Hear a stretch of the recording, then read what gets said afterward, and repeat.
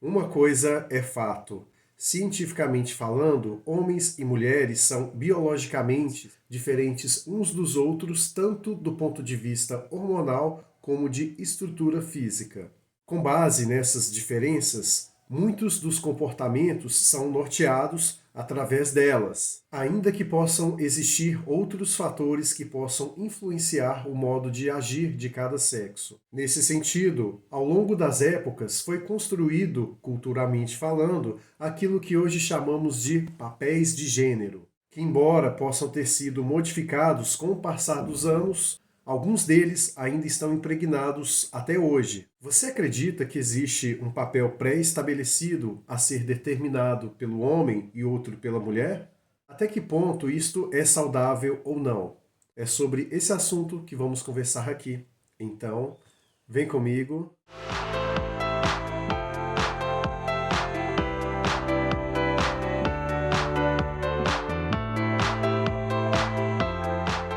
A você que está chegando agora no canal Vida Cotidiana, seja muito bem-vindo. Se gosta de assuntos relacionados à filosofia, literatura e comportamento, então este é o seu lugar. Clique no botão inscrever e também ative as notificações para que você possa estar a par de todo e qualquer novo vídeo que surgir por aqui. Vamos falar hoje sobre um tema polêmico, que inclusive é um dos principais responsáveis por cancelamento de pessoas na mídia, que é sobre os papéis de gênero. Como você já sabe, a filosofia se dispõe a tratar de assuntos dos mais variados temas, e aquele que se dispõe a ser de fato um filósofo não pode ter medo de falar sobre nenhum assunto, uma vez que faz parte da filosofia levantar ideias, propor debates e também questionar o status quo sobre algumas situações em específico. E, portanto, se este é um canal de filosofia, logo não podemos ficar com medo de abordar determinados assuntos, porque o debate faz parte da construção de uma sociedade melhor. Antes de adentrarmos neste tema, vamos falar um pouco sobre o contexto histórico do qual ele surge. Na época das cavernas, homens e mulheres tinham papéis totalmente distintos. Observados a questão da biologia de cada ser, cada um era responsável por uma atividade específica. O homem saía para caçar, uma vez que a força física sempre foi a sua principal qualidade, então ele se sentia mais disposto a lutar contra animais, a proteger a sua prole e assim por diante. A mulher, pelo fato de guardar por 9 meses um novo ser, ela tinha uma certa fragilidade inerente à sua biologia e que, portanto, o papel dela naquele momento era ficar cuidando da prole, enquanto o homem saía para caçar e, com isso, iria prover os alimentos ali tanto dela como daquele ser que estava prestes a nascer. Então, neste contexto, a questão do cuidado, da proteção física e também da obtenção de alimentos era um papel do homem ali naquele momento. Da mulher era a questão da reprodução, de cuidar da prole, de proporcionar ali um certo equilíbrio em relação à agressividade masculina e assim por diante. Então havia isso muito bem claro e definido ali no contexto. Com o passar do tempo, com as novas demandas da humanidade, isso foi alterando. E lá na frente vamos falar sobre isso. Como já aqui eu disse, existe uma diferença sob o ponto de vista hormonal e também no quesito de estrutura física, tanto do homem como da mulher. Por isso que muitos discursos militantes não cabem aqui neste contexto, porque visam dizer uma certa igualdade de gênero. Porém, esta igualdade ela se torna utópica a partir do momento em que entramos a fundo no que é de fato o sexo masculino e o feminino. Lembrando que, aqui com este meu argumento, não estou levando em consideração a questão de ideologias de gênero, que é muito falado por aí, que existem milhões de gêneros, que às vezes você pode decidir qual é o seu gênero conforme o seu humor e assim por diante. Não é este o contexto. Aqui vou me ater apenas ao aspecto científico da coisa. Aquilo que vai em paralelo à ciência, não iremos abordar aqui neste vídeo. Então já deixo bem claro, para que alguém que se identifique com um dos milhões de gêneros que assim diz essa ideologia, não quero que você se sinta ofendido, apenas foque na questão da ciência aqui neste vídeo. E assim, entendendo a biologia dos sexos, uma vez que o masculino ele é dotado da questão de hormônios voltados à agressividade e o feminino voltado para hormônios em relação ao sentimento, sabemos aí que existe uma diferença que acaba, por vezes, impactando no aspecto comportamental da coisa. Entendido isso, com o passar das eras, depois da evolução do homem da caverna para o homem civilizado, houve muito essa questão patriarcal, que o homem detinha o monopólio da violência, então foi estabelecido ali de que ele deveria ser o ser que iria determinar o rumo das coisas dali em diante. Com isso, houve aquela ideia do homem provedor, muito inspirado pelo homem da caverna, que era responsável por levar alimento para casa. E nisso ficou naquela situação patriarcal. O homem saía para trabalhar, a mulher ficava em casa cuidando dos filhos. De uma maneira moderna, é claro, porque a questão de muitas adversidades foram sanadas ali.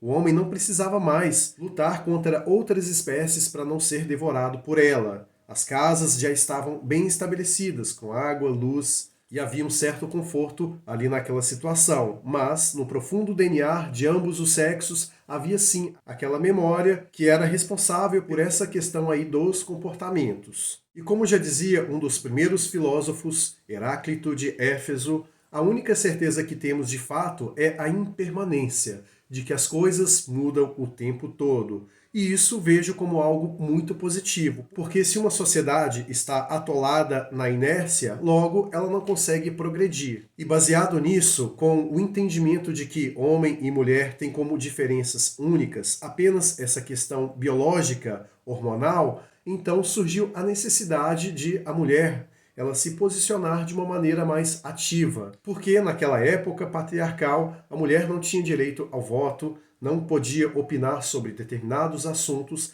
e o mercado de trabalho era de exclusividade do homem. Com a reivindicação dos movimentos sociais da época, em especial o feminismo, foi possível uma equiparação nesse sentido de tanto deveres como responsabilidades. Não estou entrando aqui no mérito do que o feminismo veio a se tornar na era contemporânea, mas naquela época em específico ele foi de grande valia para que as mulheres pudessem de fato ter uma emancipação e consequentemente se equiparar ali ao homem no quesito que não tem tanta diferença assim, que é no campo das ideias e no campo do trabalho. É claro que alguns trabalhos especificamente são feitos por homens, uma vez que necessitam de uma carga física e biológica barra agressiva maior. Então, a mulher, por ter essa diferença em relação ao homem, não entra nessas searas, o que até aqui, tanto homem como mulher acham justo. E com isso surgiu a democracia liberal, que fez com que tanto homem como mulher tivesse ali os seus direitos assegurados e igualados perante o Estado, o que até aí está tudo bem. Nesse quesito, tanto homem como mulher foram equiparados no sentido de direitos e supostamente deveres por ambos os sexos. Só que, apesar dessa situação, é muito comum de se observar uma certa manipulação política dessa dinâmica entre os sexos. A questão marxista da relação entre oprimido e opressor, ela se faz presente também nessa seara comportamental, o que eu vejo hoje como um grande problema filosófico a ser tratado aqui. Muito frequentemente dito por alguns partidos políticos e influenciadores no ramo da política sobre essa questão de que a mulher ela está totalmente em desvantagem e que hoje vivemos numa sociedade patriarcal, o que vai totalmente em desencontro com o que a democracia liberal prega, já que existe um Estado que determina direitos e deveres, não observando qual é o sexo pertencente àquele indivíduo, então percebe-se a partir daí uma certa contradição. Muitos militantes políticos utilizam esta falácia para exatamente dividir para conquistar. E esta expressão já utilizei aqui em alguns outros vídeos, quando o assunto é sobre política. E com base nessa questão política, marxista da coisa, os papéis de gênero começam a aparecer. E com base nisso, muito se observa hoje em dia a questão de dentro da sociedade ainda ter essa visão arcaica de mundo, de que homens e mulheres são iguais no sentido de direitos, porém, no quesito dos deveres, aí já é o contrário. E com base em toda essa manipulação política que não é difícil de ser observado, basta apenas que você abra um portal de notícias ou assista a um telejornal, já é possível entender essa dinâmica aí que muitos insistem em impor perante a sociedade. A questão é que há uma certa tentativa de reparação histórica, uma vez que sempre foi dito de que havia uma certa opressão ao feminino no passado e que hoje as coisas devam ser invertidas. Então, eu penso que não há o que se falar em você querer promover uma certa justiça quando ainda se fala nessa questão de oprimido e opressor. Fato é que existem sim muitas pessoas do sexo masculino que cometem atrocidades. Isso não quer dizer que é por conta de seu gênero, mas sim por conta de ser pessoas que têm uma índole duvidosa e coisas do tipo. E falando sobre essa questão dos papéis de gênero, a minha opinião é que tanto homem como mulher, socialmente, não devem ter papéis previamente estipulados, porque a partir daí começamos a entender que existe um certo determinismo biológico, o que eu não acredito de fato. Quando você determina que cada biologia tem que seguir um determinado curso, você está apenas querendo impor uma cultura que não faz sentido, porque qual que é o objetivo maior de impor uma divisão entre papéis? E isso eu estou falando sobre as mais variadas searas. Então, esta questão de papéis de gênero, principalmente quando entramos na seara dos relacionamentos, eu acredito que é algo um tanto quanto ultrapassado, porque cada relação tem sua própria configuração, ou ao menos deveria ter. Aquilo que se espera um do outro, tanto do masculino como do feminino, devem ser definidos logo no início da relação. O que você espera do seu parceiro ou da sua parceira? Qual que é o tipo de comportamento que você considera saudável ali para o relacionamento? E uma vez que há um encontro aí desses posicionamentos, a tendência é que o relacionamento flua da melhor forma possível. Então, essa questão de que o homem tem que tomar todas as iniciativas, tem que ser o polo proativo da relação, e essa proatividade deve ser uma exclusividade dele, e a outra parte não deve colocar na mesa uma contrapartida, aí já acho algo totalmente desconexo da realidade tal como ela é. Portanto, essa questão hoje imposta aí, principalmente na seara dos relacionamentos, eu acredito que é uma balela totalmente sem precedentes. É claro que, como já disse, mesmo que o tempo passe, a cultura se modifique, a questão biológica ela permanece intacta.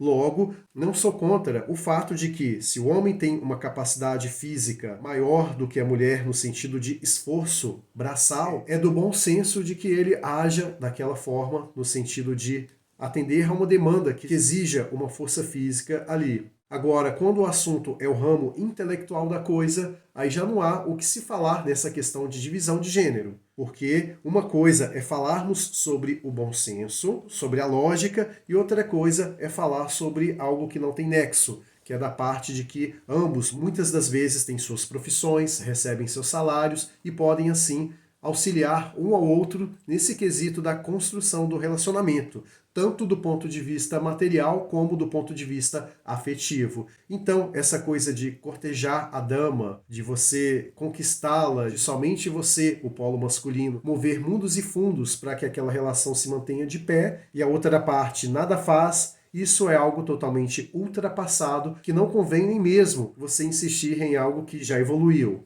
Então, essa questão de cavalheirismo, questão de tradicionalismo ali nesse cenário, eu acho que é algo que deve ser repensado. Não estou fazendo um discurso contra nem a favor, apenas colocando na mesa que cada relação há uma configuração e que isto deve sim ser discutido para que haja uma longevidade aí na relação em específico.